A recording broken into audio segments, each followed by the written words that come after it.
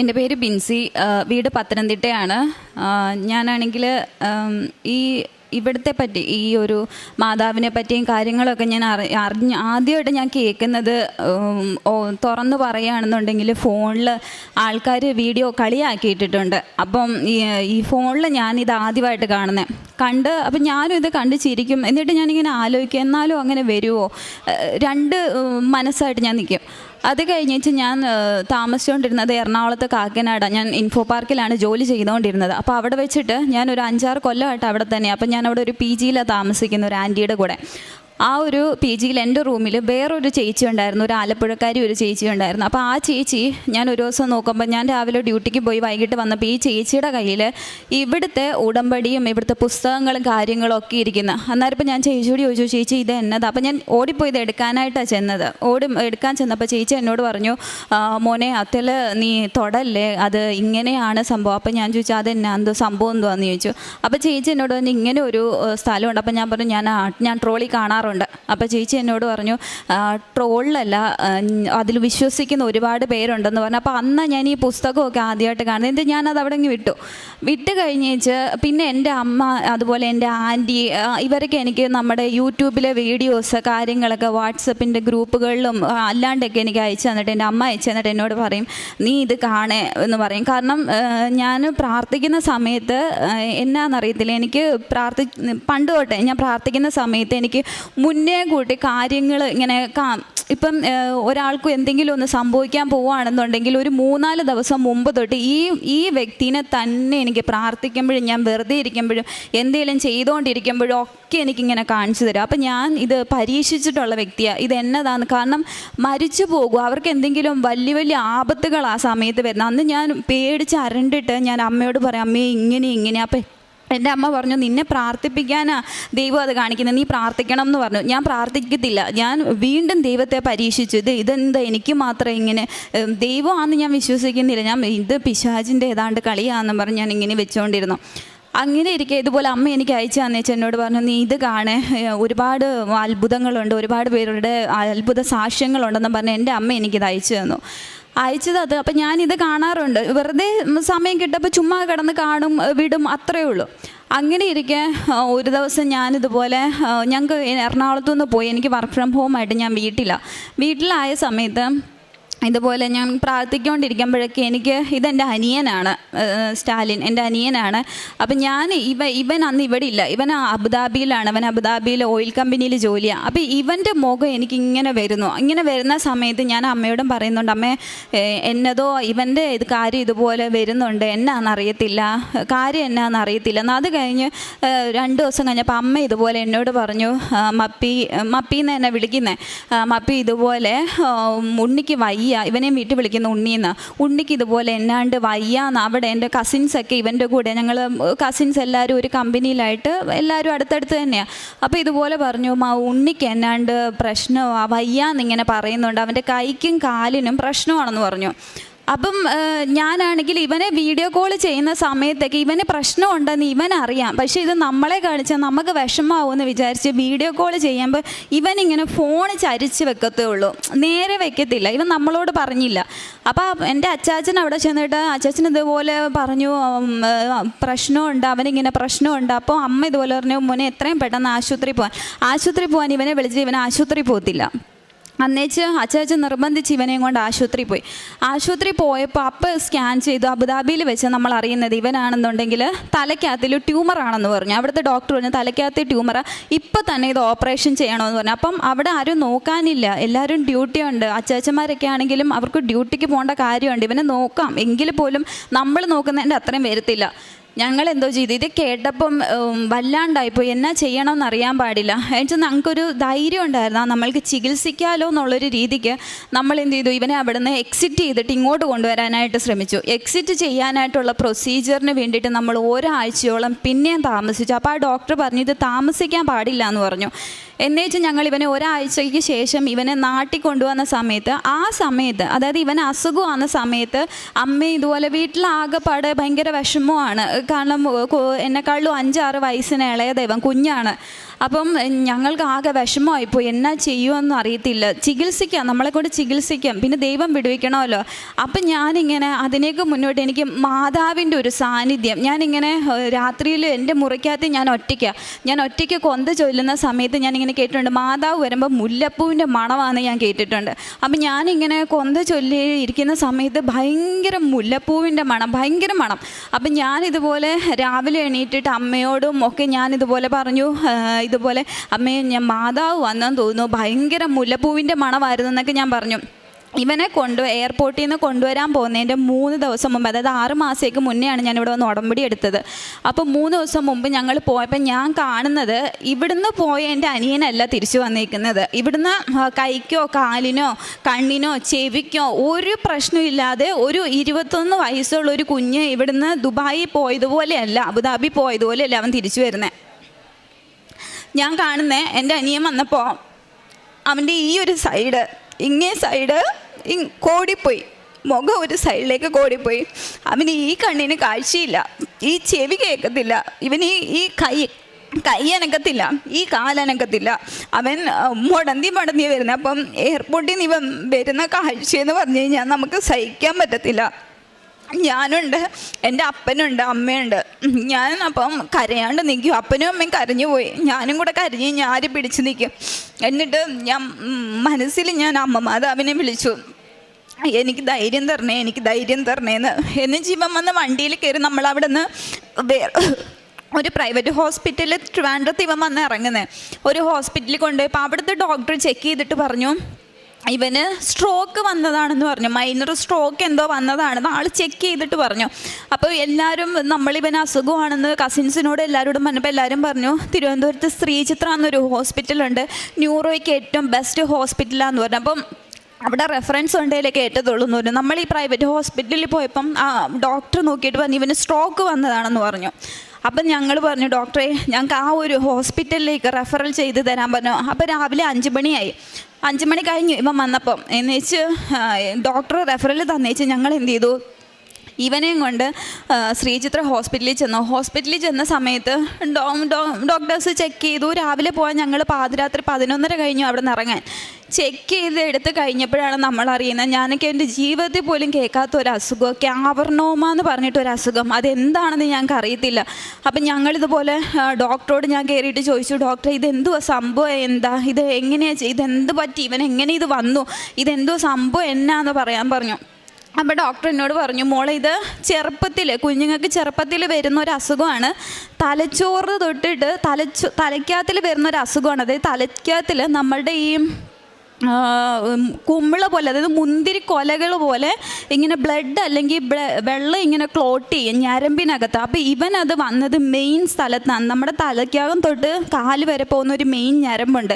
ആ മെയിൻ ഞരമ്പിൻ്റെ സൈഡിൽ തലച്ചോറിനകത്താണ് ഇവനിത് വന്നേക്കുന്നത്. അപ്പം ഈ രോഗമുള്ള കുട്ടിക്ക് ഒരു 22 വയസ്സൊക്കെ ആകുമ്പോൾ, 21-22 വയസ്സാകുമ്പോഴേ ഇതിൻ്റെ സിംറ്റംസ് പുറത്ത് കാണിക്കത്തുള്ളൂ. അപ്പോൾ ഇവൻ ആ പ്രായമായപ്പം ഇവൻ്റെ സിംറ്റംസ് പുറത്ത് വന്നത്. എന്നുവെച്ചാൽ ഞാനാണെന്നുണ്ടെങ്കിൽ ഡോക്ടറോട്, ഡോക്ടർ ഇത് എന്താ ചെയ്യും? അപ്പം ഈ അസുഖം വരുന്നതെന്ന് പറഞ്ഞാൽ 1000-1-2 പേർക്കേ വരത്തുള്ളൂ ഈ അസുഖം. അപ്പം ഡോക്ടർ എന്നോട് പറഞ്ഞു, മോളെ ഒരു 6 ആഴ്ചത്തേക്ക് നമുക്ക് ടാബ്ലറ്റ് കഴിച്ചിട്ട് നോക്കാം, എന്നിട്ട് കുറവില്ലെങ്കിൽ നമുക്ക് ഓപ്പറേഷൻ ചെയ്യാമെന്ന് പറഞ്ഞു. ശരിയെന്ന് പറഞ്ഞു. എന്നിട്ട് ഞാൻ എന്ത് ചെയ്തു, അവന് മെഡിസിനൊക്കെ മേടിച്ച് വെച്ച് ഞങ്ങൾ വീട്ടിലോട്ട് പോന്നു കഴിഞ്ഞേച്ച് ഒരിടത്ത് മാത്രം റെഫറൽ വേണ്ട, വേറെ എവിടത്തേലും ഒന്നും കൂടെ കാണിക്കാമെന്ന് പറഞ്ഞിട്ട് ഞങ്ങൾ എന്ത് ചെയ്തു, വേറെ അറിയപ്പെടുന്ന ഒരു ഹോസ്പിറ്റൽ പത്തനംതിട്ടയിൽ നമ്മൾ കൊണ്ടുപോയപ്പോൾ അവിടുത്തെ ഡോക്ടർ ഇവൻ എൻ്റെ അടുത്തിരിക്കുക, അമ്മ അപ്പുറത്തിരിക്കുക. എൻ്റെ അമ്മയാണെങ്കിൽ ഹാർട്ട് പേഷ്യൻ്റ്, അപ്പോൾ ആൾക്ക് ഒരുപാട് വിഷമമൊന്നും പറ്റത്തില്ല. അമ്മ അപ്പുറത്തിരിക്കുക, അപ്പനാണെന്നുണ്ടെങ്കിൽ വെളിയിൽ നിൽക്കുക, ആൾക്കിതൊന്നും കേൾക്കാൻ വയ്യാത്തതുകൊണ്ട് ആൾ വെളിയിൽ നിൽക്കുക വിഷമിച്ച്. ഡോക്ടർ എൻ്റെ മുഖത്ത് നോക്കിയിട്ട് ഇവൻ ഇരിക്കെ എന്നോട് പറയാം, ഞങ്ങൾ ഓപ്പറേഷൻ ചെയ്യുന്നതിന് കുഴപ്പമൊന്നുമില്ല, പക്ഷേ ഈ വ്യക്തി ഇനി എണീക്കത്തില്ല, ഒന്നെങ്കിൽ കോമയിലായിപ്പോവും, അല്ലെങ്കിൽ ശരീരം മൊത്തം തളർന്നു പോകും, അല്ലെങ്കിൽ 1% പോലും ഞങ്ങൾക്ക് ചാൻസില്ല ഇവൻ രക്ഷപ്പെടുമെന്ന്, ഒരു ചാൻസും ഇല്ല എന്ന് പറഞ്ഞു. അതായത് ഫാക്റ്റായിട്ടുള്ള കാര്യം ഡോക്ടർ നമ്മളോട് വെട്ടി തുറന്ന് പറഞ്ഞു എന്നുള്ളതാണ് സത്യം. എന്ന് വെച്ചാൽ എനിക്ക് ഇവനും കേട്ടുപോയി, ഇവനും വല്ലാണ്ടായിപ്പോയി, അമ്മയായിപ്പോൾ കൊണ്ടുപോയല്ലോ എന്നായിപ്പോയി. എന്ന് വെച്ചാൽ ഞാൻ പറഞ്ഞു ഇനി എങ്ങും കൊണ്ടുപോകണ്ട, കാരണം ന്യൂറോയിലെ ഏറ്റവും വലിയ ഹോസ്പിറ്റൽ അതെന്ന് വിചാരിച്ച് ഞങ്ങൾ 6 ആഴ്ച ഇവന് മരുന്ന് കൊടുത്തേച്ച് ഞാൻ ആ സമയത്ത് ഉടമ്പടി പ്രാർത്ഥന ചൊല്ലുന്നുണ്ട്, കാര്യങ്ങളൊക്കെ ചെയ്യുന്നുണ്ട്, എല്ലാം ചെയ്യുന്നുണ്ട്. പക്ഷേ ഡേ ബൈ ഡേ ഇവൻ നടക്കുന്നതും ഇവന് ശ്രദ്ധയില്ല, ഇവന് ഓർമ്മയില്ല, ഒന്നുമില്ല. അപ്പോൾ ഡേ ബൈ ഡേ ഇവൻ്റെ കണ്ടീഷൻ വേഴ്സ്റ്റ് ആയിക്കൊണ്ടിരിക്കുക. അപ്പോൾ ഞാനിങ്ങനെ ആലോചിക്കുക, എൻ്റെ മാതാവേ, ഇനി എൻ്റെ ഭാഗത്തുള്ള എന്തെങ്കിലും തെറ്റുകൊണ്ടാണോ, ഞാൻ ഇനി ഇതെടുക്കാൻ യോഗ്യയില്ലാത്തതുകൊണ്ടാണോ എൻ്റെ അനിയനെ ഇങ്ങനെ ഒരു സ്റ്റേജിലേക്ക് കൊണ്ടുവന്നത്? അപ്പം ഞാനിങ്ങനെ ഉള്ളിൽ പ്രാർത്ഥിക്കുന്നുണ്ട്, ഞാൻ എന്തെങ്കിലും തെറ്റ് അറിഞ്ഞോ അറിയാതെയോ ഒക്കെ ചെയ്തു പോയിട്ടുണ്ടെങ്കിൽ എന്നോട് ക്ഷമിക്കണേന്ന് പറഞ്ഞ് പ്രാർത്ഥിക്കുന്നുണ്ട്. എന്നിട്ടൊന്നും ഇവന് ശരിയാകുന്നില്ല. അന്ന് വെച്ചാൽ ഒരു ദിവസം ഇവൻ ഞങ്ങളുടെ വീടിൻ്റെ സ്റ്റെപ്പേന്ന് ഉരുണ്ടടിച്ച് താഴെ പോയി. ഇവനോട് ഡോക്ടർ പറഞ്ഞിട്ടുണ്ട് ഞങ്ങളാരും ഇല്ലാണ്ട് പോവരുതെന്ന് പറഞ്ഞിട്ടുണ്ട്, എങ്ങോട്ടും പോവരുതെന്ന്. ഞാൻ ഉറക്കത്തിൽ നിന്ന് എണീറ്റ് ഇവൻ്റെ റൂമിൽ ചെന്ന്, അപ്പം ഞാൻ നോക്കിയപ്പോൾ ഇവൻ കിടന്നുറങ്ങുക. എന്നുവെച്ചാൽ ഞാൻ അപ്പുറത്തെ റൂമിലോട്ട് പോയ വഴിക്ക് ഇവൻ എങ്ങനെ എണീറ്റ് പോയി എന്ന് ദൈവം തമ്പുരാനെ അറിയുള്ളൂ. ഇവൻ എണീറ്റ് സൈഡിൽ പോയി നിന്ന് ആ സ്റ്റെപ്പിൻ്റെ മുകളിൽ നിന്ന് എനിക്കൊന്ന് ഒരു 10-12 സ്റ്റെപ്പ് ഉണ്ട്, അതിൻ്റെ മുകളിൽ നിന്ന് ഇവൻ ഉരുണ്ടടിച്ച് താഴെ പോയി. ഇവൻ്റെ തലയുടെ ബാക്ക് സൈഡ് ഇത്രയും ഭാഗം പൊട്ടി, അവൻ്റെ ആ കാവർനോമ ഇരിക്കുന്ന സ്ഥലം തന്നെ പൊട്ടി. എന്നിട്ട് ഞങ്ങൾ എന്ത് ചെയ്തു, ഇവനെ എടുത്ത് അടുത്തുള്ളൊരു ക്ലിനിക്കിൽ കൊണ്ടുപോയി കഴിഞ്ഞപ്പം ഡോക്ടറോട് ഇതുപോലെ കാര്യം വന്നപ്പോൾ ഡോക്ടർ പറഞ്ഞു, സ്റ്റിച്ച് ഇട്ട് തരാം, നിങ്ങൾ എത്രയും പെട്ടെന്ന് ഈ കുട്ടീനെ നിങ്ങൾ കാണിക്കുന്ന അവിടെ എത്തിച്ചോളാൻ പറഞ്ഞു. ഞങ്ങൾ എന്ത് ചെയ്തു, ഇവനെ കൊണ്ടുവന്നിട്ട് ആ വഴിക്ക് വന്ന് വീട്ടിലോട്ട് കയറി ആ വഴിക്ക് പോകുന്ന വഴിക്കെല്ലാം ഞാൻ മാതാവിനോട് നമ്മുടെ പ്രാർത്ഥന ചൊല്ലിക്കൊണ്ടിരിക്കുക, ജപമാല ചൊല്ലിക്കൊണ്ടിരിക്കുക. എന്നാ ചെയ്യണമെന്നൊരു പിടുത്തമില്ലല്ലോ. അവിടെ ചെന്ന് ഡോക്ടറെ കണ്ട സമയത്ത് ഡോക്ടർ പറഞ്ഞു, ഈ ആളുടെ ബ്രെയിനിൽ ഫ്ലൂയിഡ് ലീക്കായി പോയിട്ടുണ്ട്, അപ്പം തന്നെ ഒരു മൈനർ സർജറി ചെയ്യണമെന്ന് പറഞ്ഞു. എന്നുവെച്ചാൽ ഇവന് ഇങ്ങേ സൈഡിൽ ഇവൻ്റെ ഇവിടെ പാടുണ്ട്, ഇവിടെ മൈനർ സർജറി ചെയ്തു. മൈനർ സർജറി ചെയ്തപ്പോഴത്തേക്കിന് ആളെ ഞാൻ നോക്കിയപ്പോൾ കുഴപ്പമില്ല. അപ്പോൾ എനിക്ക് പിന്നെ ഒരു വിശ്വാസം, അയ്യോ മാതാവ് സഹായിച്ചല്ലോ എന്നുള്ളൊരു വിശ്വാസമായി. അത് കഴിഞ്ഞ് 2ാമത്തെ ദിവസമായപ്പോൾ വീണ്ടും ഇവൻ്റെ കണ്ടീഷൻ വേഴ്സ്റ്റ് ആവാനായിട്ട് തുടങ്ങി. വേഴ്സ്റ്റായിട്ട് ഞാൻ മുമ്പേ പറഞ്ഞതുപോലെ പ്രാർത്ഥിക്കുമ്പോൾ എനിക്കിങ്ങനെ കാണാൻ പറ്റുന്നുണ്ട്. അപ്പം ഞാനിങ്ങനെ പ്രാർത്ഥിക്കുമ്പോഴൊക്കെ ഞാൻ ഈ കാണുന്നത്, ഞാനത് വർക്കിംഗ് ഫോമാണ്, ഡ്യൂട്ടി എടുക്കണം, ഡ്യൂട്ടിയിലാണ്. അപ്പനും അമ്മയോട് ഞങ്ങൾ തിരുവനന്തപുരത്ത് പോയിട്ട് തിരുവനന്തപുരത്ത് ഒരു വീടെടുത്ത് ഞങ്ങൾ താമസം തുടങ്ങി. ഇവനെ അത്രയും ദിവസം എടുക്കുമെന്ന് ഡോക്ടേഴ്സ് പറഞ്ഞപ്പോൾ എന്നിട്ട് ഞാനിങ്ങനെ കാണുന്നത്,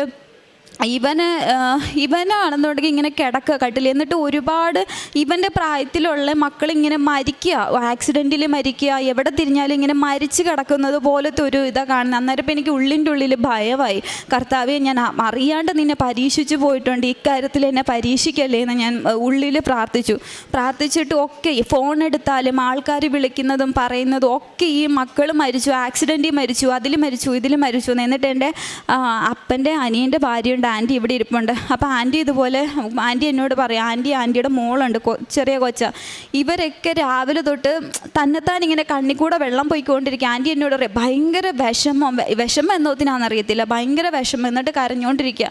അപ്പോൾ എനിക്ക് മനസ്സിലായി, കർത്താവേ എന്നാണ്ട് ഒരു ആപത്ത് വരുന്നുണ്ട്, എൻ്റെ മാതാവേ ഞാൻ എന്നാ ചെയ്യണമെന്ന് എനിക്ക് അറിയത്തില്ല എന്ന് പറഞ്ഞു. എന്നിട്ട് ഇവന് കയ്യും അനങ്ങത്തില്ല, കാലും അനങ്ങത്തില്ല. അപ്പോൾ ഇവന് ഭക്ഷണം വാരി കൊടുക്കാൻ നമ്മൾ വേണം കയറി ചെല്ലാനായിട്ട്.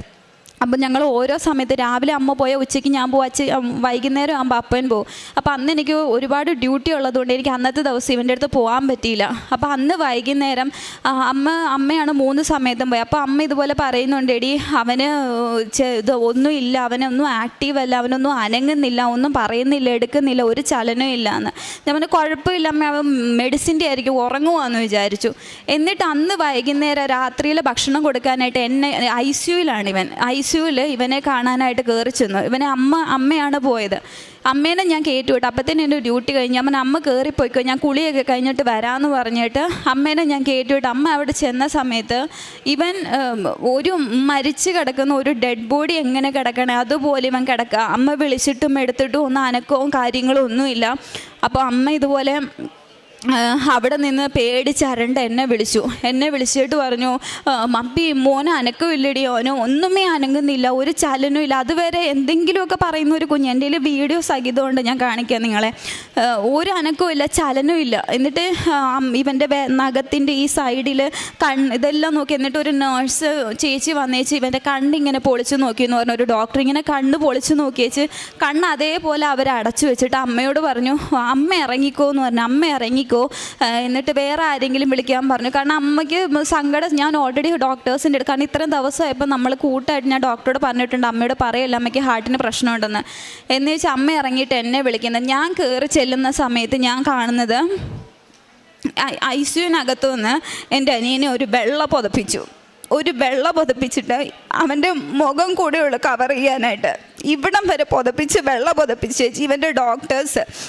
ഞാൻ ഇതിന്ന് ലിഫ്റ്റിൽ നിന്ന് ഇറങ്ങി കാണുന്നത് ഇവനെ ആ കിടക്കുന്ന സാധനത്തിൽ വെള്ള പുതപ്പിച്ച് പുറത്തോട്ട് കൊണ്ടുവന്ന രൂപവും ഞാൻ കാണുന്നത്. എന്ന് വെച്ചാൽ ഞാനാണെന്നുണ്ടെങ്കിൽ അടുത്ത് ചെന്നപ്പോൾ ഡോക്ടേഴ്സൊക്കെ മാറി നിൽക്കുക. കാരണം കഴിഞ്ഞു എന്നുള്ള രീതിക്ക് ഡോക്ടേഴ്സൊക്കെ മാറി നിൽക്കുക. എന്നിട്ട് ഞാൻ അടുത്ത് ചെന്നിട്ട് ഇവനെ വിളിച്ചു, ഉണ്ണീന്ന് വിളിച്ചു. ഒരു ചലനവും ഇല്ല, ഒരനക്കവും ഇല്ല, ഒന്നുമില്ല, ഒന്നനങ്ങുന്ന പോലും ഇല്ല അവന്. എന്നുവെച്ച് ഇവനെ ഞാൻ ചെല്ലപ്പേര് വിളിക്കും. ഇവനെ ഞാൻ സുന്ദരി എന്നായിരുന്നു വിളിക്കുന്നത്. എന്ന് വെച്ചാൽ ഞാൻ ഇവൻ്റെ അടുത്ത് ഞാൻ പ്രാർത്ഥിക്കുമല്ല, മനസ്സിൽ പ്രാർത്ഥന വരുന്നില്ല. എൻ്റെ മാതാവേ, ഈ ഒരു രൂപം മാത്രമേ ഉള്ളൂ എൻ്റെ മനസ്സിൽ, വേറെ ഒന്നുമില്ല. എന്നിട്ട് ഞാൻ ചെന്ന് തോളയിൽ ഇവനിങ്ങനെ കിടക്കുക, ഞാൻ തോളയിൽ ഇങ്ങനെ പിടിച്ചിട്ട് ഞാൻ ചെവിയുടെ അടുത്ത് ചെന്നിട്ട് പറഞ്ഞു, എടി സുന്ദരി ഒന്ന് കണ്ണ് തുറക്കടി എന്ന് പറഞ്ഞു. ഇത്രയും ഞാൻ പറഞ്ഞുള്ളൂ. ഞാൻ പറയുകയും ഇവൻ്റെ കൺപീലി അനങ്ങി, കൺപീലി വെട്ടി ഇവൻ്റെ. ഇതാ സൈഡിൽ നിന്ന് ഡോക്ടർ കണ്ടു. ഡോക്ടർ ഓടി വന്നേച്ച് പറഞ്ഞു, വിളിക്ക് ഇനിയും വിളിക്കെന്ന് പറഞ്ഞു. ഞാൻ ചെന്നിട്ട് വിളിച്ചു ഇവനെ. പിന്നെ ഞാൻ ആ പേര് വിളിക്കുമ്പോഴത്തേന് ഇങ്ങനെ മൂളെന്ന് പറയാൻ പറ്റില്ല, അടുത്ത് നമ്മൾ നിന്നാൽ മാത്രമേ കേൾക്കത്തുള്ളൂ. ഇവൻ മൂളി. അപ്പം തന്നെ ഇവനെയും കൊണ്ട് നേരെ ഞാൻ കാണുന്നതെന്ന് പറഞ്ഞു കഴിഞ്ഞാൽ സിനിമയിലൊക്കെ ഞാൻ കണ്ടിട്ടുള്ളൂ. ഈ ജീവൻ പിടിച്ച് നിൽക്കാനായിട്ട് ഒരു സാധനം വെച്ച് ഇങ്ങനെ തേച്ച് നെഞ്ചത്തൂന്ന് ഇങ്ങനെ വലിച്ചെടുക്കുക ഇവൻ ഒന്ന് അനങ്ങാൻ വേണ്ടിയിട്ട്. എന്നിട്ട് ഇവനെയും കൊണ്ട് നേരെ അവർ വെൻറ്റിലേറ്ററിലേക്ക് പോയ സമയത്ത് ഞാൻ ഡോക്ടറോട് ചോദിച്ചു, ഡോക്ടറെ എന്താ പറ്റിയെന്ന് ചോദിച്ചു. പറഞ്ഞു. അപ്പോൾ ഡോക്ടർ ഒന്നും പറഞ്ഞില്ല, കുഴപ്പമൊന്നുമില്ല, പോയ ആളാണ്. ഡോക്ടർ എന്നോട് ഇങ്ങനെ പറഞ്ഞ്, പോയ ആളാണ്, ആളെ ദൈവം തിരിച്ചു തന്നു എന്ന് നിങ്ങൾ വിചാരിച്ചാൽ മതി എന്ന് പറഞ്ഞു. എന്നിട്ട് കുറേ നേരം ഞാൻ അവിടെ ഇരുന്ന് കഴിഞ്ഞപ്പോൾ ഞാൻ ഈ സംഭവമൊന്നും ഞാൻ അമ്മയോടും അച്ഛനോടും പറഞ്ഞില്ല. എന്നിട്ട് ഞാൻ എൻ്റെ അവിടെ NICUവിൽ കൊണ്ടുപോയി ഇവനെ. ICUന്ന് നേരെ NICUവിൽ കൊണ്ടുപോയിട്ട് എൻ്റെ അടുത്ത് ഡോക്ടർ വന്നിട്ട് പറഞ്ഞു, മോള് പൊയ്ക്കോളൂ, ഇനി പൊയ്ക്കോളൂ, എന്തെങ്കിലും ആവശ്യമുണ്ടെങ്കിൽ ഞങ്ങൾ വിളിച്ചോളാമെന്ന് പറഞ്ഞു. ഞാൻ ഇറങ്ങി താഴെ വന്നു. എനിക്കെൻ്റെ അമ്മയോട് പറയാൻ പറ്റത്തില്ല, എൻ്റെ അമ്മ ഹാർട്ട് പേഷ്യൻ്റാണ്, എനിക്കൊന്നും പറയാൻ പറ്റത്തില്ല. അപ്പനോട് പറയാൻ പറ്റത്തില്ല, ആൾക്ക് സഹനശേഷിയില്ല, ആൾ വീണു പോകും. ഞാൻ എൻ്റെ മനസ്സിൽ മുറുകി പിടിച്ചു. ഞാൻ എൻ്റെ മാതാവിനോട് ഞാൻ പറഞ്ഞു, എനിക്ക് എന്നെ സഹായിക്കണം, ഇത് മാത്രമേ പ്രാർത്ഥനയെന്ന് പറയാൻ പറ്റത്തില്ല, എന്നെ സഹായിക്കണമെന്ന് മാത്രം ഞാൻ മാതാവിനോട് മനസ്സിലിങ്ങനെ പറഞ്ഞതിന് ശേഷം ഞാൻ ഇറങ്ങിപ്പോയി. അന്നത്തെ ദിവസം ഉറക്കമില്ല. പിറ്റേ ദിവസം രാവിലെ ഞാൻ എണീറ്റിട്ട് നേരെ ഞാൻ കയറി പോകുന്നത് NICU ചെന്നപ്പം ഇവൻ്റെ ഡോക്ടേഴ്സൊക്കെ ഉണ്ട്. ഇവനെ നോക്കിയത് 12-13 പേരുടെ ഒരു ടീമാണ് നോക്കുന്നത് ഇവനെ. എന്നിട്ട് ഞാൻ അതിലൊരു മെയിൻ ഡോക്ടർ ഒരാളുണ്ട്, ഒന്നല്ല ഹെഡ് ഒരാളുണ്ട്, അതിൻ്റെ തൊട്ട് താഴെയുള്ളൊരു ഡോക്ടറുണ്ട്. ആ ഡോക്ടറോട് ഞാൻ ചോദിച്ചു, ഡോക്ടറെ ഇനി എന്താ ചെയ്യുന്നത്, അടുത്ത എന്താ ചെയ്യാൻ പറ്റണേ? അപ്പോൾ ഡോക്ടർ എന്നോട് പറഞ്ഞു, മോളെ ഒന്നും ഞങ്ങൾക്ക് ചെയ്യാൻ പറ്റത്തില്ല. എൻ്റെ മുഖത്ത് നോക്കി പറഞ്ഞു, ഒന്നും ഞങ്ങൾക്ക് ചെയ്യാൻ പറ്റില്ല. 3 തവണ ഇവൻ്റെ തലയിലെ ഞരമ്പ് പൊട്ടി. ഒരിക്കലും അത്രയും ഞരമ്പ് പൊട്ടുന്ന ഒരാൾ ജീവിച്ചിരിക്കില്ല. 3 തവണ ഇവൻ്റെ തലയിലെ ഞരമ്പ് പൊട്ടി. ഞങ്ങൾക്ക് ഒന്നും ചെയ്യാൻ പറ്റില്ല. ആൾ എൻ്റെ അടുത്ത് റിസ്ക് ഫാക്ടറൊക്കെ പറഞ്ഞു, ഇവൻ കോമ സ്റ്റേജിലേക്ക് പോകാം, ഇവന് കാർഡിയക് അറസ്റ്റ് വരാം, ഇവനെ നമുക്ക് തിരിച്ചു കിട്ടില്ല, 1% പോലും ഞങ്ങൾക്ക് പ്രതീക്ഷയില്ല. ഇപ്പം ഇങ്ങനത്തെ ഒരു സ്റ്റേജിലാണെന്നുണ്ടെങ്കിൽ ഇവനെ വെൻറ്റിലേറ്ററിലിട്ടെങ്കിലും നിങ്ങൾക്ക് കുറച്ച് നാൾ ഇവനെ കാണാമെന്ന് പറഞ്ഞു. അപ്പം ഞാൻ പറഞ്ഞു, ഒന്നും ചെയ്യാൻ പറ്റില്ല. അപ്പം ഇല്ല മോളെ, ഞങ്ങൾക്ക് ഒന്നും ചെയ്യാൻ പറ്റില്ല എന്ന് പറഞ്ഞു. എന്നിട്ട് ഞാൻ 4ാമത്തെ നിലയിൽ, ആ ഹോസ്പിറ്റലിൻ്റെ 4ാമത്തെ നിലയിലാണ് ഞാൻ നിൽക്കുന്നത് NICUവിൽ. അവിടെ നിന്ന് നോക്കുമ്പോൾ ഒരു ഒറ്റ പാളിയുള്ള ഒരു ജനൽ മാത്രമേ ഉള്ളൂ, ഒരു മനുഷ്യനില്ല. ഇത് പറഞ്ഞിട്ട് ആൾ ICUവിൻ്റെ ഉള്ളിലേക്ക് ഡോർ അടിച്ചിട്ട് കയറിപ്പോയി.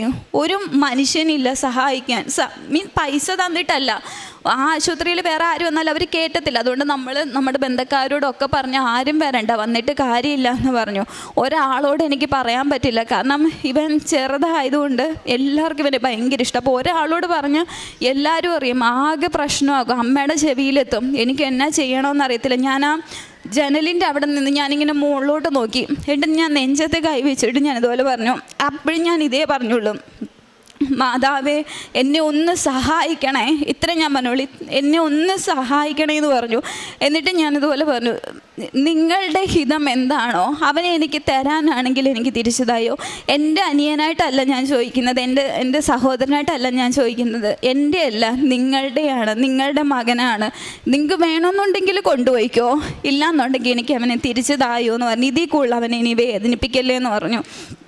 എന്നിട്ട് ഈ ഡോക്ടർ ഇല്ലയെന്നുണ്ട് ഞാൻ ഈ വിഷമിച്ച് ലിഫ്റ്റിൽ ഇറങ്ങി താഴോട്ട് പോവാം. താഴെ ചെന്ന് ഈ ഡോറ് തുറക്കുന്നത് മെയിൻ ഡോക്ടറിൻ്റെ മുന്നിലോട്ടാണ്. അപ്പം ഞാൻ ആ ഡോക്ടറെ എനിക്ക് 1 മിനിറ്റ് ഒന്ന് സംസാരിക്കണമെന്ന്. അപ്പോൾ ആൾ ധൃതിക്ക് പോവുക വേറെ ഏതോ ഓപ്പറേഷൻ്റെ കാര്യത്തിന്. ആൾ എന്നോട് പറഞ്ഞു, മോൾ എൻ്റെ കൂടെ ലിഫ്റ്റിൽ കയറിക്കോളാൻ പറഞ്ഞു.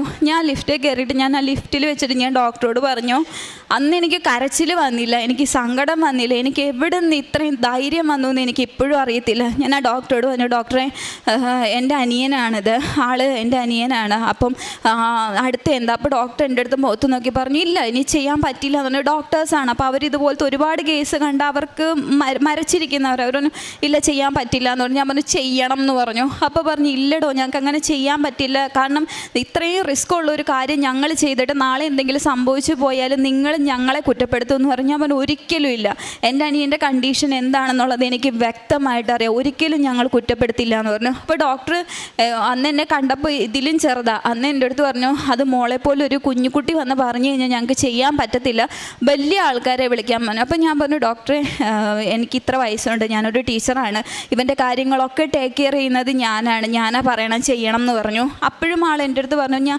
ഞാനൊന്ന് ആലോചിക്കട്ടെ, ഒട്ടും ചാൻസ് ഇല്ല എന്ന് പറഞ്ഞാൽ ആൾ കയറിപ്പോയി. അപ്പോഴും എൻ്റെ പ്രതീക്ഷ എൻ്റെ കയ്യിൽ നിന്ന് പോയി. ഞാൻ മനസ്സിൽ എൻ്റെ ഓടിക്കൊണ്ടിരിക്കുന്നത് ഒരേ ഒരു വചനം, ഭയപ്പെടേണ്ട ഞാൻ കൂടെയുണ്ട്. എന്നെ ഇത്രയും നിലനിർത്തിയൊരു വചനം ഇത് പോകുന്നുണ്ട് അതിൻ്റെ കൂടെ. അത് ഞാൻ പറയുകയല്ലേ, എൻ്റെ മനസ്സിൽ കൂടെ ഓടുക. എന്നിട്ട് ഞാൻ ഇതുപോലെ പ്രാർത്ഥിച്ചു, മാതാവേ എനിക്ക് വേണ്ടിയിട്ട് ഒന്ന് സഹായിക്കണം, എനിക്ക് മധ്യസ്ഥം നിൽക്കണം എന്നുള്ള രീതിക്ക് ഞാൻ പ്രാർത്ഥിച്ചുകൊണ്ടിരുന്നു. എന്നിട്ട് താഴെ എത്തി, പ്രതീക്ഷ കൈവിട്ട് പോവുക. റോഡിൻ്റെ അപ്പുറത്ത് എൻ്റെ അപ്പനും അമ്മയും വണ്ടിയിൽ, ഞങ്ങളുടെ കാറിൻ്റെ ഫ്രണ്ടിൽ എന്താണെന്ന് ഉള്ളത് നോക്കാനായിട്ട് നിൽക്കുക. എനിക്ക് അവരോട് ചെന്നിട്ട് പറയാനായിട്ട് പറ്റത്തില്ല, ഇങ്ങനത്തെ കണ്ടീഷനാണ്, അവർ കൈ ഒഴിഞ്ഞു എന്ന് പറയാൻ പറ്റത്തില്ല. ഞാൻ കണ്ണടച്ച് ഇങ്ങനെ പോവാ ഫ്രണ്ടിലോട്ട്. ഞാൻ ആ റോഡ് ക്ലോസ് ചെയ്ത് അപ്പുറത്തും പോണേക്ക് മുന്നേ നമ്മുടെ മൊബൈൽ നമ്പറും പേരും അവിടെ കൊടുക്കും. ആ ഡോക്ടർ എൻ്റെ മൊബൈലിലേക്ക് വിളിച്ചിട്ട് പറഞ്ഞു, ബിൻസി എത്രയും പെട്ടെന്ന് NICUലേക്ക് വരാൻ പറഞ്ഞു. ആ വന്ന അതേ സ്പീഡ് തിരിച്ച് കയറിപ്പോയപ്പോൾ ഡോക്ടർ എൻ്റെ അടുത്ത് ഇങ്ങനെ പറഞ്ഞു, ഞങ്ങൾ ചെയ്യുന്നതിന് പ്രശ്നമില്ല, ഞങ്ങൾ ചെയ്യാം, പക്ഷേ ഇതിൻ്റെ റിസ്ക് ഫാക്ടർ ഇങ്ങനെയൊക്കെയാണ്, ഞങ്ങൾക്ക് 1% പോലും ചാൻസ് ഇല്ല, ഈ ഒരു വ്യക്തിനെ ഞങ്ങൾക്ക് തിരിച്ചു തരാൻ പറ്റുന്ന 1% പോലും ചാൻസ് ഇല്ല. ഞാൻ പറഞ്ഞു ഒരു കുഴപ്പമില്ല, അവൻ അനുഭവിക്കാവുന്നതിൻ്റെ അങ്ങേയറ്റം അവൻ അനുഭവിച്ചു, അപ്പോൾ ഇനിയിപ്പോൾ എന്തായാലും കുഴപ്പമില്ല ഡോക്ടറെ എന്ന് പറഞ്ഞു. അപ്പോൾ ഡോക്ടറിൻ്റെ അടുത്ത് എന്നാൽ അച്ഛനെയും അമ്മയും വിളിച്ചോളാൻ, അതായത് ഇവനെ അവസാനമായിട്ടെങ്കിലും കാണാൻ വേണ്ടിയിട്ട് അച്ഛനെയും അമ്മേനെയും വിളിച്ചോളാൻ പറഞ്ഞു. ഞാൻ പറഞ്ഞു ഒരാളെയും വിളിക്കേണ്ട എന്ന് പറഞ്ഞു, ഒരാളെയും വിളിക്കേണ്ട, അപ്പനെയും വിളിക്കേണ്ട, അമ്മേനെയും വിളിക്കേണ്ട, ആരെയും വിളിക്കേണ്ട. കാരണം എങ്ങനെ എനിക്ക് ശക്തി കിട്ടിയെന്ന് അറിയത്തില്ല, ഉള്ളിൽ എന്തോ ഒരു ആരോ ഇരുന്ന് പറയുന്നത് പോലെ, പേടിക്കേണ്ട അവൻ തിരിച്ചു വരും എന്നുള്ള ഒരു ഇത്. ഞാനപ്പം ഡോക്ടറോട് പറഞ്ഞു, ഡോക്ടറെ ഇവനെ ജീവനോടെയാണ് എൻ്റെ അപ്പനും അമ്മയും കണ്ടിട്ട് താഴെ നിൽക്കുന്നത്, അവരുടെ മനസ്സിൽ ആ ഒരു രൂപം മതി എന്ന് പറഞ്ഞു. എന്നിട്ട് ഡോക്ടർ എൻ്റെ അടുത്ത് പിന്നെയും എടുത്ത് ചോദിച്ചു, ഒന്നുകൂടി ചിന്തിച്ചൂടെ എന്ന് ചോദിച്ചു. കാരണം ചിലപ്പോൾ ഡോക്ടറിന് എന്നോട് ദേഷ്യം വന്ന് തോന്നിയിട്ടുണ്ടാവാം ഞാൻ അങ്ങനത്തെ ഒരു തീരുമാനം എടുത്തതിന്. ഞാൻ പറഞ്ഞു വേണ്ട, ഒരാളെയും വിളിക്കേണ്ട എന്ന് പറഞ്ഞു. അപ്പോൾ ഡോക്ടർ ഒന്ന് സൈൻ ചെയ്ത് തരണം, കുറേ പേപ്പേഴ്സ് കൊണ്ടുവന്ന് ആ പേപ്പേഴ്സിലെല്ലാം സൈൻ ചെയ്ത് കൊടുത്തു. എൻ്റെ ഡോക്ടർ എന്നോട് ചോദിച്ചു, അനിയനെ ഒന്ന് കാണുന്നു എന്ന് ചോദിച്ചു. അത് അവസാനത്തെ കാഴ്ച പോലെയാണ് എൻ്റെ അടുത്ത് ചോദിക്കുന്നത്. ഞാൻ കയറി NICUവിൽ അവരുടെ ഡ്രസ്സും കാര്യങ്ങളും ഒക്കെ ഇട്ട് കയറ്റി കഴിഞ്ഞപ്പോൾ ഞാൻ അവരോട് ചോദിച്ചു, ഞാൻ ഇവനെ ഒന്ന് തൊട്ടോട്ടെ എന്ന് ചോദിച്ചു. കാരണം ഇവനെ ഓപ്പറേഷനായിട്ട് റെഡിയാക്കി അവർ കിടത്തിയേക്കാം. ഞാൻ പറഞ്ഞു ഞാനൊന്ന് തൊട്ടോട്ടെ എന്ന് ചോദിച്ചു. അവർ തന്നെ തൊട്ടോളാൻ പറഞ്ഞു. ഞാൻ ഇവൻ്റെ കയ്യിൽ മാതാവിൻ്റെ രൂപമുള്ള നമ്മുടെ ലോക്കറ്റ് കൊടുത്തു. ഞാൻ കൊടുത്ത വഴിക്ക് ഇവൻ അതെടുത്ത് എറിഞ്ഞപ്പോൾ ഞാനത് പോയി ഓടിയെടുത്തിട്ട് ഞാൻ എൻ്റെ മനസ്സിൽ പറഞ്ഞു, മാതാവേ അവൻ എന്തുവാ ചെയ്യുന്നതെന്ന് അവൻ അറിയത്തില്ല, അവന് ഒരു ബോധവും ഇല്ല, അവനോട് ക്ഷമിക്കണേന്ന് പറഞ്ഞു. ആ പറഞ്ഞ വ്യക്തി അതുവരെ ഒരു അനക്കമോ ചലനമോ ഒന്നും ഇല്ലാതിരുന്ന ആൾ ആ ലോക്കറ്റ് എന്നോട് ചോദിച്ചു, അത് തരാൻ പറഞ്ഞു. എന്നോട് പറഞ്ഞു അതിങ്ങി താന്ന് പറഞ്ഞു. എന്നിട്ട് ഞാനിവൻ്റെ കയ്യിൽ കൊടുത്തു. അപ്പോൾ അടുത്ത് നിന്ന നേഴ്സ് എന്നോട് പറഞ്ഞു, ആളുടെ പെങ്ങൾ വന്നാലേ സംസാരിക്കാൻ പറ്റുള്ളൂ എന്ന് ചോദിച്ചു. എന്നിട്ട് ഞാൻ ഇവൻ്റെ ചെവിയിൽ ഞാൻ പറഞ്ഞു, അപ്പം നമ്മളെ അവിടെ ഇരുത്തത്തില്ല. അപ്പോൾ ഇവൻ കിടക്കണേൻ്റെ നേരെ ഫ്രണ്ടിലാണ് NICUവിൻ്റെ ഡോർ. ഞാൻ ഇവനോട് പൂർണ്ണ വിശ്വാസത്തിൽ, ഞാൻ എൻ്റെ മാതാവിനെയും ഈശോനെയും പൂർണ്ണ വിശ്വാസത്തിൽ ഞാൻ ഇങ്ങനെ പറഞ്ഞു, മോൻ പോയിട്ട് തിരിച്ചു വാ, ചേച്ചി ആ ഡോറിൻ്റെ പുറകിലുണ്ടാവും എന്ന് പറഞ്ഞു. ആ ഡോറിൻ്റെ അപ്പുറത്ത് ചേച്ചി ഇരിക്കാം, മോൻ ഇപ്പോൾ പോയിട്ട് അതുപോലെ മോൻ തിരിച്ചു വരണം എന്ന് പറഞ്ഞു. അപ്പോൾ ഇവൻ എന്നോട് ഇത്രേ പറഞ്ഞുള്ളൂ, വരാം എന്നുള്ള അർത്ഥത്തിൽ എന്ന് പറഞ്ഞു. പക്ഷെ അവിടെ നമ്മൾ ഇരുത്തത്തില്ല. ഞാൻ ഇറങ്ങി താഴെ ചെന്നു.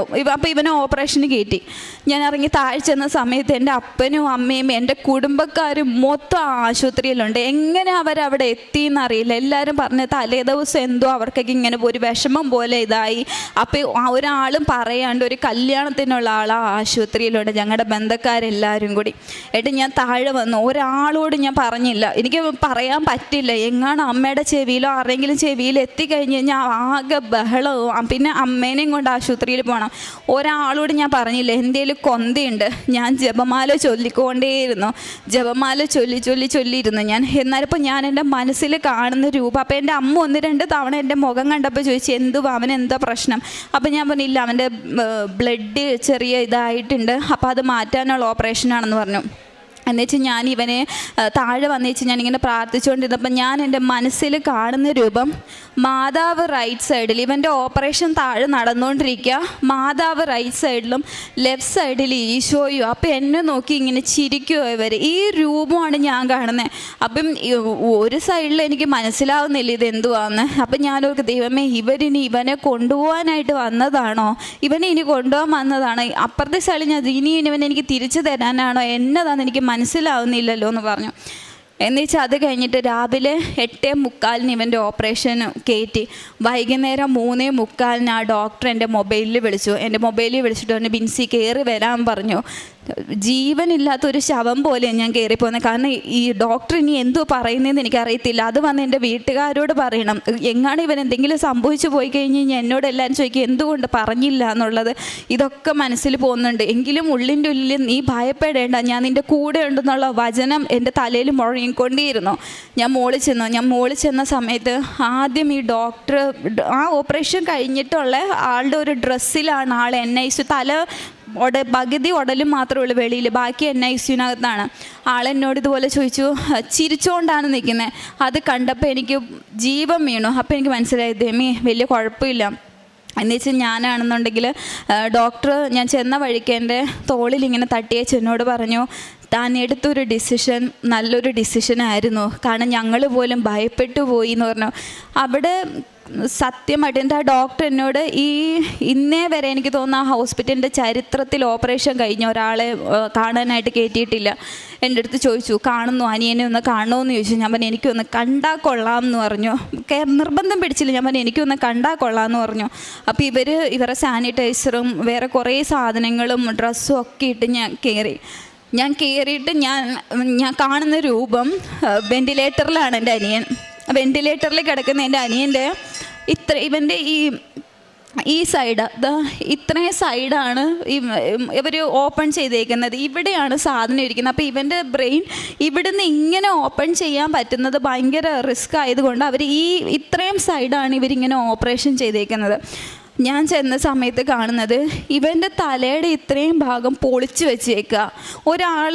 ഒരു മനുഷ്യനത് കണ്ടു കഴിഞ്ഞാൽ ഉറപ്പായിട്ടും ബോധം കെട്ടി വീഴും. ഇത്രയും ഭാഗം ഇങ്ങനെ പൊളിച്ച് തുറന്ന് വെച്ചിട്ട് ഇവൻ്റെ തലച്ചോറ് മാറ്റി വെച്ചിട്ട് ഇതിനകത്തുനിന്ന് ഒരു ഓസ് പോലൊരു സാധനം, അതിങ്ങനെ താഴെ ഒരു ജാറ് പോലൊരു സാധനം, അതിങ്ങനെ പമ്പ് ചെയ്തുകൊണ്ടിരിക്കുക. പമ്പ് ചെയ്യുന്ന സമയത്ത് ബ്ലഡ് കൊടുകൂടാ ഇതിനകത്തുനിന്ന് ഒഴുകുക, ബ്ലഡ് ഈ ഓപ്പൺ ചെയ്ത് വെച്ചേക്കുന്ന സ്ഥലത്തുനിന്ന്. അപ്പം ഞാൻ ചോദിച്ചു, ഡോക്ടർ ഇതെന്താ പറഞ്ഞാൽ പ്രഷർ തലയിൽ പോകാണ്ടിരിക്കാനായിട്ടുള്ളതാണെന്ന് പറഞ്ഞു.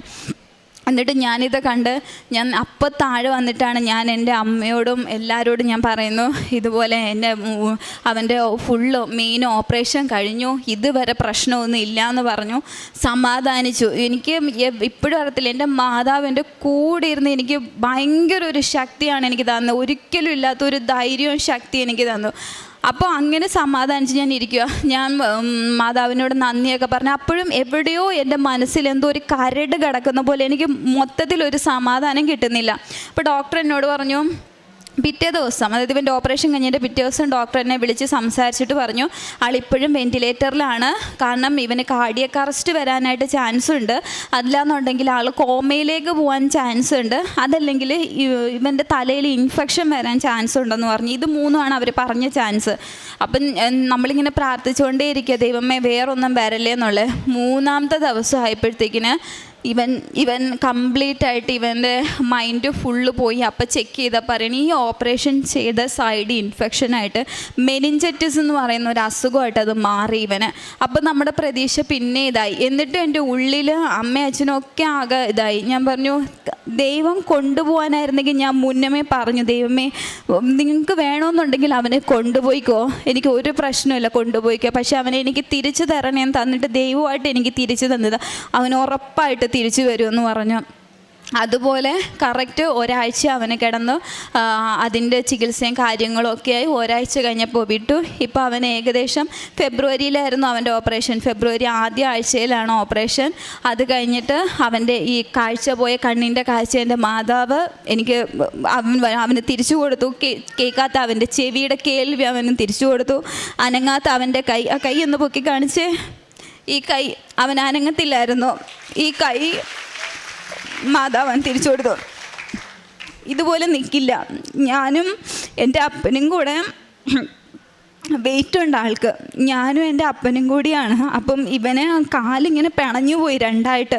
നമുക്ക് ഇവനൊന്ന് ബാത്റൂമിൽ കൊണ്ടുപോകാനോ എന്തെങ്കിലും ഒരു ആവശ്യത്തിന് കൊണ്ടുപോകണമെന്നൊക്കെ ഞങ്ങളിങ്ങനെ പിടിക്കുക. ഞാനൊരു സൈഡിൽ പിടിക്കും, അപ്പനൊരു സൈഡിൽ പിടിക്കും. ആ ഒരു അവസ്ഥയിൽ നിന്നൊക്കെ എൻ്റെ ദൈവം ഇത്രത്തോളം അവന് വിടുതൽ കൊടുത്തു.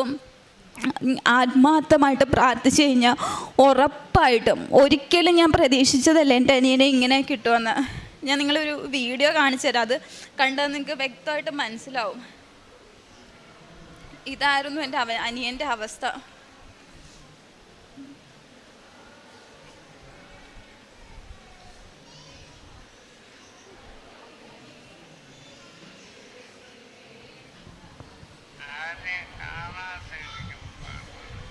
ഒരു ബോധമില്ല ആൾക്ക്, ഒരു ബോധമില്ലാണ്ട് ആൾ സംസാരിക്കുന്നയാ. എന്തെങ്കിലും അവനൊന്ന് മിണ്ടി കിട്ടാനായിട്ട് ഞാൻ സംസാരിക്കുന്ന അവനോട്. ഇതായിരുന്നു ഇവൻ്റെ അവസ്ഥ. ഈ അവസ്ഥയിൽ നിന്നാണ് എൻ്റെ മാതാവ് എനിക്ക് ഇവനെ ഇത്രത്തോളം തിരിച്ചു തന്നത്.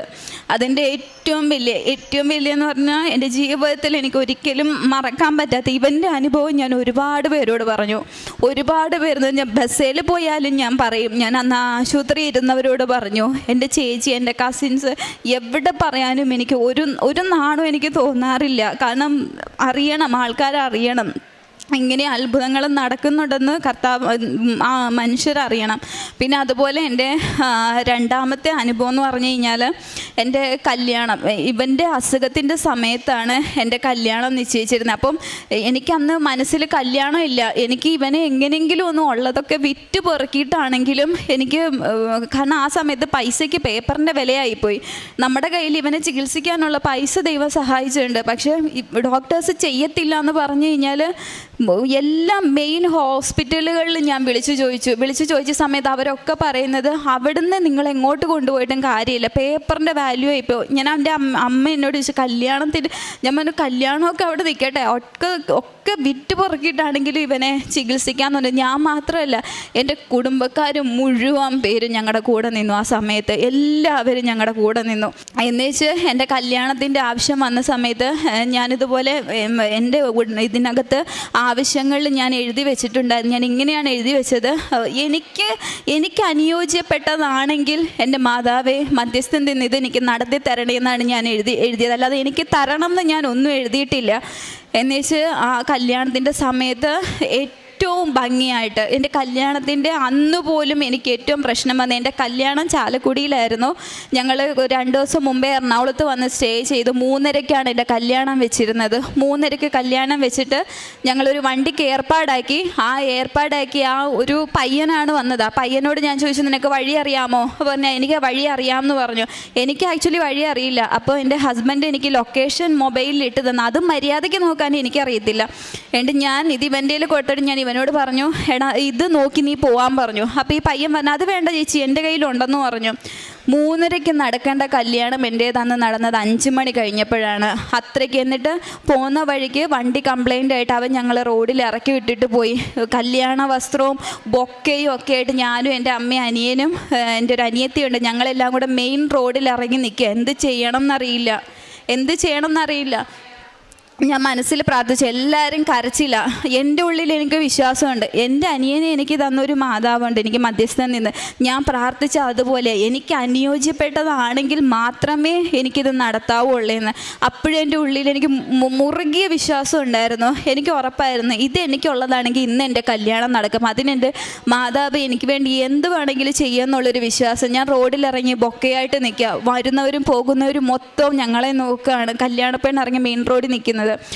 എവിടെ നിന്നാണെന്ന് അറിയത്തില്ല. ആ ചേട്ടൻ ഏതാണെന്നോ, ആ ചേട്ടൻ എവിടെ ഉള്ളയാണെന്നോ, എങ്ങനെയാണെന്നോ ഒന്നും അറിയത്തില്ല. ഒരു ടാക്സിയുടെ രൂപത്തിൽ എൻ്റെ മാതാവ്, എൻ്റെ ഈശോ എനിക്ക് പോകാനുള്ള വണ്ടി അവിടെ അയച്ചു തന്നു. ആ ചേട്ടൻ ഞങ്ങൾ വന്നിറങ്ങി ഒരു 2 മിനിറ്റ് ആകുന്നതിന് മുമ്പ് ആ ചേട്ടൻ, ഒരു ടാക്സി ചേട്ടൻ ആരാന്നറിയില്ല, കൊണ്ട് ഫ്രണ്ടിൽ നിർത്തി. എന്താ പ്രശ്നം? അപ്പോൾ എൻ്റെ അനിയത്തി പറഞ്ഞു, ചേട്ടാ എൻ്റെ ചേച്ചിയുടെ കല്യാണമാണ്, സമയം കഴിഞ്ഞു എന്ന് പറഞ്ഞു, നിങ്ങൾ കയറാൻ പറഞ്ഞു. അപ്പോഴത്തേക്കിനും എൻ്റെ ഹസ്ബൻഡിൻ്റെ അളിയൻ പകുതി വഴിക്ക് വന്നു. അവിടെ കൊണ്ടിറക്കി. ഞങ്ങൾ കൊടുത്ത പൈസ പോലും ആൾ വാങ്ങുന്നില്ല. ആൾ എവിടെ നിന്ന് വന്നു, ഏതുവഴി പോയി, എങ്ങനെ പോയി എന്ന് എനിക്കറിയില്ല. ഒരു നല്ലൊരു മനുഷ്യൻ, നല്ലൊരു ചേട്ടൻ, അതും മാതാവായിട്ട് കൊണ്ടെത്തിച്ചതാണെന്ന് ഞാൻ വിശ്വസിക്കുന്നു. അതുപോലെ എൻ്റെ അടുത്ത ഞാൻ എഴുതി വെച്ചിരുന്നതെന്ന് പറഞ്ഞു കഴിഞ്ഞാൽ, എൻ്റെ അപ്പൻ എല്ലാ ദിവസവും പള്ളിയിൽ പോകത്തില്ലായിരുന്നു. എല്ലാ ദിവസവും വെച്ചാൽ ഞായറാഴ്ചകളിൽ എൻ്റെ പപ്പ അധികം പള്ളിയിൽ പോകത്തില്ല. അപ്പോൾ എനിക്ക് ഭയങ്കര വിഷമമായിരുന്നു. ദൈവം നമുക്ക് വേണ്ടി ഇത്രയൊക്കെ ചെയ്തിട്ട് ഒരു ദിവസം ഇത്ര നേരം ദൈവത്തിന് കൊടുക്കാനായിട്ട് നമുക്ക് പറ്റത്തില്ല എന്നുള്ളൊരിതായിരുന്നു. ഞാൻ എന്നിട്ട് ഉടമ്പടിക്കകത്ത് വെച്ച് പ്രാർത്ഥിച്ചു, എൻ്റെ പപ്പ എല്ലാ ഞായറാഴ്ചയും പള്ളിയിൽ പോകുന്നതെന്ന്. ഇപ്പോൾ ഞങ്ങളെക്കാളും മുന്നേ രാവിലെ ഉറക്കം എണീറ്റ് ആൾ റെഡിയായി വണ്ടിയും കൊണ്ട് നിൽക്കും. പോകണ്ടേ ആൾക്ക് കുർബാനയ്ക്ക് മുമ്പ് ആൾക്ക് പള്ളിയിലെത്തണം. അതുപോലെ ചെറുതും വലുതുമായിട്ടുള്ള ഒരുപാട് അനുഭവങ്ങൾ പറഞ്ഞു കഴിഞ്ഞാൽ തീരത്തില്ല. അതുപോലെ കഴിഞ്ഞ ആഴ്ചയിലായിരുന്നു ഇവനെ ചെക്കപ്പിന് കൊണ്ടുപോയത്. നമ്മൾ ഓപ്പറേഷൻ കഴിഞ്ഞിട്ടുള്ള ചെക്കപ്പായിരുന്നു. കഴിഞ്ഞ ആഴ്ചയിൽ തിരുവനന്തപുരത്ത് ശ്രീചിത്രയെ കൊണ്ടുപോയി ചെക്കപ്പിൽ MRI എടുത്ത സമയത്ത് യാതൊരു പ്രശ്നങ്ങളും ഇവനില്ലാന്ന് ആ ഒരു MRIയിൽ നമ്മൾ കണ്ടു. അതുപോലെ ഇവൻ ജോലി ചെയ്തുകൊണ്ടിരുന്ന സ്ഥലത്ത് ഇവനെ വയ്യാണ്ടായി നമ്മൾ എക്സിറ്റ് അടിച്ച് കൊണ്ടുപോയത്. അപ്പോൾ അതുപോലെ ഒരു കമ്പനിയിൽ നമുക്ക് ജോലി പിന്നെയും കിട്ടുക എന്ന് പറഞ്ഞാൽ ഭയങ്കര ബുദ്ധിമുട്ടാണ്. അവൻ്റെ കമ്പനിയിൽ നിന്ന് അവനെ വിളിച്ചിട്ട് പറഞ്ഞു, അവൻ്റെ കൈ ശരിയായി കഴിയുമ്പോഴത്തേക്കിന് അവന് തിരിച്ച് കയറി വന്നു കഴിഞ്ഞാൽ അതിലും ബെറ്റർ ആയിട്ടുള്ളൊരു ജോലി വരെ അവന് കൊടുത്തു. ഇത്രയും എനിക്ക് വേണ്ടി ചെയ്തു തന്നെ ഇതെൻ്റെ അനിയനാ. ഇവനെ എനിക്ക് തിരിച്ചു തന്ന മാതാവിന് ഈശോയ്ക്ക് 1000 നന്ദി. പരിശുദ്ധ അമ്മയുടെ മധ്യസ്ഥതയിൽ ഈ അൾത്താരയിൽ സഹോദരങ്ങൾ ഒരുമിച്ച് വന്ന് ഒരുപാട് സാക്ഷ്യങ്ങൾ പറഞ്ഞിട്ടുണ്ടെങ്കിൽ ആ സാക്ഷ്യത്തിൽ ഏറ്റവും ഹൃദയത്തിൽ തട്ടിയിട്ടുള്ളൊരു സാക്ഷ്യം കേൾക്കുവാനായിട്ട് ദൈവം ഇടവരുത്തി എന്നുള്ളതാണ്. അപ്പോൾ ഈ ദൈവത്തിൻ്റെ അച്ഛൻ എപ്പോഴും ആരാധന, ദൈവ തിരുമുൻപിൽ ഇങ്ങനെ സ്ഥിരതയോടെ വിശ്വാസത്തോടെ നിൽക്കുവാനായിട്ട് ഒരാളെ കിട്ടുക എന്നത് വളരെ പ്രധാനപ്പെട്ടതാണ്. അത് ദൈവം ഈ മകളെ പ്രത്യേകമായിട്ട്, ഈ മകളെ അങ്ങനെ വിശ്വാസത്തിൽ വളർത്തിയ മാതാപിതാക്കളെ ഈ സമയം ഓർക്കുന്നു. ഒപ്പം ആ ഒരു സാഹചര്യം എവിടെയാണ് ഇതിൻ്റെ ഏറ്റവും പ്രധാനപ്പെട്ടതെന്ന് പറഞ്ഞാൽ, ഇങ്ങനെയുള്ളൊരു സാഹചര്യത്തെ ഈ വിശ്വാസത്തിൽ അതിജീവിക്കുക എന്ന് പറയുന്നത് അത് എത്ര എളുപ്പമല്ല. കാരണം ഒറ്റയ്ക്ക് ഇപ്പം ഈ മകളെ ഏറ്റവും കൂടുതൽ പറഞ്ഞു അതാണ്. കാരണം ഇങ്ങനെ മാതാപിതാക്കളുടെയും കൂടെ നിൽക്കുന്ന സഹോദരനെ നടുക്ക് നിന്നിട്ട് ഇത്രയും കാര്യങ്ങൾ ഇത്രയും വിശ്വാസത്തോടെ ഒപ്പിട്ട് കൊടുത്ത് മുന്നോട്ടൊക്കെ പോകണമെങ്കിൽ ഒരു ധൈര്യം. അപ്പോൾ ഈ പരിശുദ്ധ അമ്മയെക്കുറിച്ച് ബൈബിൾ പറയുന്നത്, പരിശുദ്ധ അമ്മയെക്കുറിച്ച് നമ്മൾ വായിക്കുമ്പോഴും നമ്മൾ ധ്യാനങ്ങളും പ്രസംഗങ്ങളൊക്കെ കേൾക്കുമ്പോൾ മാതാവിനെക്കുറിച്ച് പറയുന്നത്, മാതാവ് കടന്നു പോയിട്ടുള്ള കനൽ വഴികളിൽ മാതാവ് എപ്പോഴും ധീരമായിട്ട് നിലനിന്നുള്ളതാണ്. അത് തുടക്കം തൊട്ട് അവസാനം വരെയും മാതാവിനെക്കുറിച്ച് പറയുന്ന സാഹചര്യങ്ങളെല്ലാം ഭയങ്കര ക്രിട്ടിക്കലായിട്ടുള്ള സാഹചര്യങ്ങളാണ്.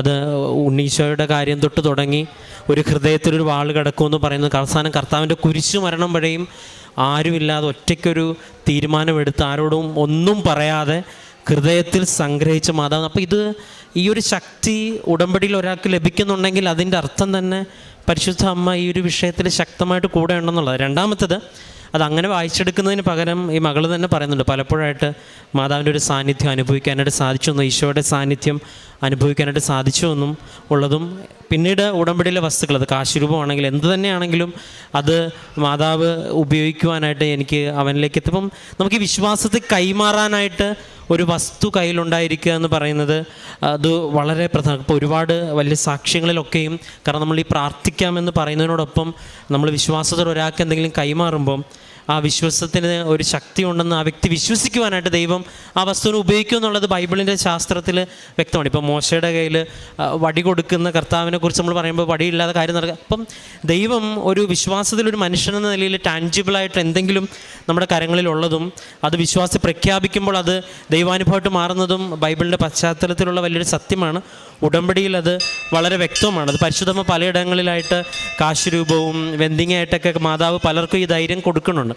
ഉടമ്പടിയിൽ ഇപ്പം മകൾ പറയുന്നുണ്ട്, അപ്പം ഏറ്റവും അവസാനം അപ്പച്ചൻ്റെ കാര്യം വരെ വന്ന് നിൽക്കുമ്പം ഒരു ദൈവാനുഭവം ഒരു കുടുംബത്തിലുണ്ടാകുമ്പോൾ ദൈവത്തിനോട് കൂടുതൽ കൃതജ്ഞതയുള്ളവരായിരിക്കണം എന്നുള്ളൊരു ബോധ്യത്തിൽ ഈ മകൾ സമർപ്പിച്ച് നിയോഗം നടക്കണു.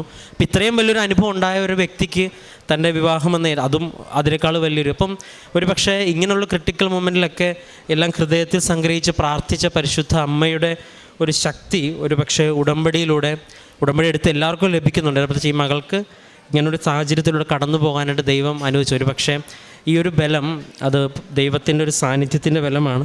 അത് പ്രകടമായിട്ട് വ്യക്തമായിട്ട് അനുഭവിക്കാനും അത് നമ്മുടെ മുമ്പിൽ പറയുവാനും ദൈവം ഇടവരുത്തി എന്നുള്ളതാണ്. അപ്പം നമുക്ക് ഇനിയിപ്പോൾ ഈ ഒരു കുടുംബത്തിനോട് ലാസറിനെ ദൈവം ഉയർപ്പിച്ച സുവിശേഷം പ്രസംഗിച്ച ഇവർക്ക് വിശ്വസിക്കാൻ എളുപ്പമാകും. കാരണം നമ്മുടെ ജീവിതത്തിൽ ഒരു അനുഭവം ഉണ്ടാവുന്നത് വരെ, ഇപ്പോൾ ഈ മകൾ തുടക്കത്തിൽ പറഞ്ഞത് ഏതോ ഒരു ട്രോള് കണ്ട് കൃപാസനത്തിൽ വന്നെന്നുള്ള ഒരു പക്ഷേ അത് ട്രോൾ ഉണ്ടാക്കിയവർക്ക് ചിലപ്പോൾ നന്ദി പറയേണ്ട ഒരു സാഹചര്യം പല സാക്ഷ്യങ്ങളേക്കും ഉണ്ടാവുന്നുണ്ട്. അപ്പോൾ ഒരു പക്ഷേ ഒരു പരിഹാസത്തിൽ നിന്ന് ആരംഭിച്ച് ഇപ്പോൾ കർത്താവിനെക്കുറിച്ചും പറയണത് തന്നെ, കർത്താവിനെ അവസാനം കുരിശുമരണത്തെ കുരിശ് കിടന്നിട്ട് പോലും പരിഹസിച്ചു എന്നുള്ളതാണ്.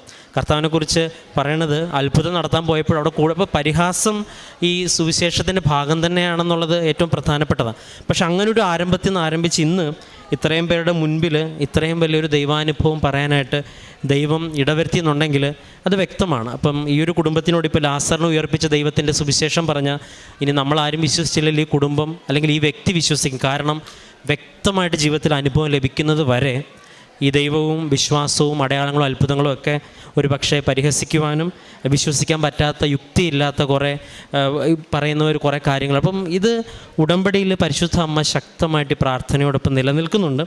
അതിലേറ്റവും വലിയൊരു സാക്ഷ്യം ഇവിടെ നിന്ന് കേൾക്കുവാനായിട്ട് ദൈവം ഇടവരുത്തി. ഇപ്പോൾ ഈ ഒരു സാക്ഷ്യം അതും രണ്ടും ചെറുപ്പക്കാരായിട്ടുള്ളവരാണ്. അതാണ് ഇതിൻ്റെ മറ്റൊരു പ്രത്യേകത. കാരണം ഒരു വിശ്വാസ ജീവിതത്തിൽ എപ്പോഴും ഒരു മാറ്റവും കുറവുണ്ടാകുന്ന ഈ കാലഘട്ടത്തിൽ രണ്ടുപേരും ഈ അൾത്താരയിൽ വന്ന് സാക്ഷ്യം പറയാനായിട്ടുണ്ടെങ്കിൽ ഈ പറഞ്ഞതിനപ്പുറം, ഇപ്പം ഞങ്ങൾ പറയുന്നുണ്ട് പറഞ്ഞതിനപ്പുറം വലിയ കാര്യങ്ങൾ പറയാനുണ്ട്. എങ്കിൽ ഈ സാക്ഷ്യത്തെ പ്രതിയും ദൈവം മരണത്തിനും ഉത്ഥാനത്തിനും മുകളിലുള്ള നാഥനാണെന്ന് ഈ ലോകത്തിന് മുമ്പ് വിളിച്ചു പറയുവാനായിട്ട് നൽകി സാക്ഷ്യത്തിനും പ്രതിയും ഒപ്പം ദൈവം കടത്തിയിട്ട് എല്ലാ അനുഭവങ്ങളെ പ്രതിയും നമുക്ക് നിറഞ്ഞ കരങ്ങളടിച്ച് ദൈവത്തിൻ്റെ നാമം മഹത്വപ്പെടുത്താം. അത്യപൂർവ ദൈവാനുഭവങ്ങൾ ഇനി നിങ്ങൾക്കും സ്വന്തം. ഈ യൂട്യൂബ് ചാനൽ ഇതുവരെ സബ്സ്ക്രൈബ് ചെയ്തിട്ടില്ലെങ്കിൽ ഇപ്പോൾ തന്നെ സബ്സ്ക്രൈബ് ചെയ്യുക. ഈ വീഡിയോ ഇപ്പോൾ തന്നെ നിങ്ങളുടെ സുഹൃത്തുക്കൾക്ക് ഷെയർ ചെയ്തുകൊണ്ട് കർത്താവിൻ്റെ പ്രേക്ഷിതരാകുക.